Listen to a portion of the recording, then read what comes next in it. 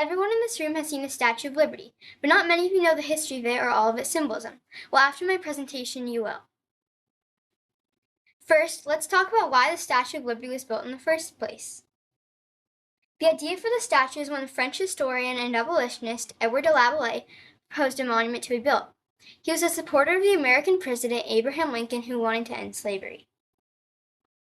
In 1865, following the end of the American Civil War and end of slavery, Laboulaye shared his idea with sculptor Frederick Bartholdi, who agreed to design and sculpt the Statue of Liberty.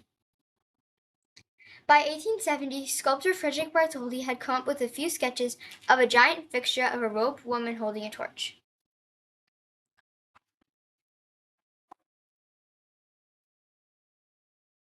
She was designed to resemble Libertas, the Roman goddess of freedom, and also designed to have a crown and a torch used to enlighten the world. But why did the French give the Statue of Liberty to America? One reason was that many French people were like Edward de Laboulaye, also abolitionists, and they wanted to show support for the end of slavery in America. Another reason why it was gifted was as a sign of friendship. It was also given to America to recall the alliance of France and the United States during the American Revolution. It was also the hope of many French liberals that democracy would prevail and that freedom and justice would be attained. Now onto the Statue of Liberty itself. What do the different parts of the Statue of Liberty each mean? The Statue of Liberty's head has an iconic crown with 7 spikes. Each of the spikes is believed to represent one of the 7 seas or one of the 7 continents. The crown also has 25 windows. Each window represents one of the 25 gemstones of Earth. The torch carried in Lady Liberty's right hand serves as a symbol of enlightenment. The torch lights the way to freedom, showing the path to liberty. The tablet carried under Lady Liberty's left arm represents a book of laws. This symbolizes the great importance of laws in America. It has July 4th, 1776 carved into it, with the year in using Roman numerals. The broken shackle and chain at the Statue of Liberty's feet symbolizes liberty breaking the chains of bondage, including the abolishment of slavery in the United States. The statue rests on a pedestal created in America. On the pedestal, there is a plaque with a very special poem inscribed on it. This poem is called the New Colossus. Emma Lazarus wrote the poem in 1883 to help raise money for the pedestal.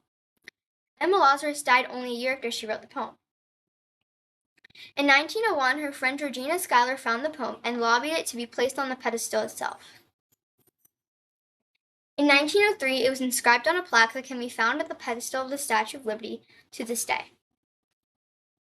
The poem states these famous lines: "Give me your tired, your poor, your huddled masses yearning to breathe free. The wretched refuse of your teeming shore. Send these, the homeless tempest tossed to me. I lift my lamp beside the golden door." The golden door being the entry to America. The Statue of Liberty's symbolism has changed so much over time.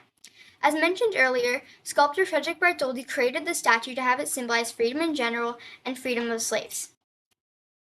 In the early 1900s, it was changed to a symbol of welcome to immigrants and refugees coming from other countries.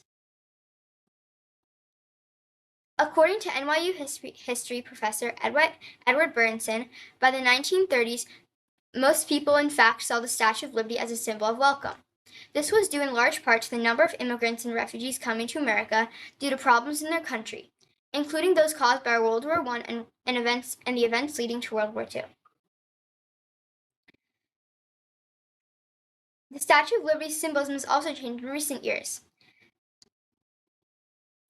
Up about until the 1950s, people used to come to America by boat and pass by the Statue of Liberty and see it as a welcome sign to America. Nowadays, most immigrants and refugees come to America by plane and other transportation, and they don't pass by the Statue of Liberty, and you don't see the welcome sign to America. Next time you're in New York, you might see the Statue of Liberty when you're there. Whether this is your first time seeing the Statue of Liberty or your 10th, you can think more about the statue than just you will hopefully now be able to appreciate the Statue of Liberty's history and symbolism. For more information, visit my blog.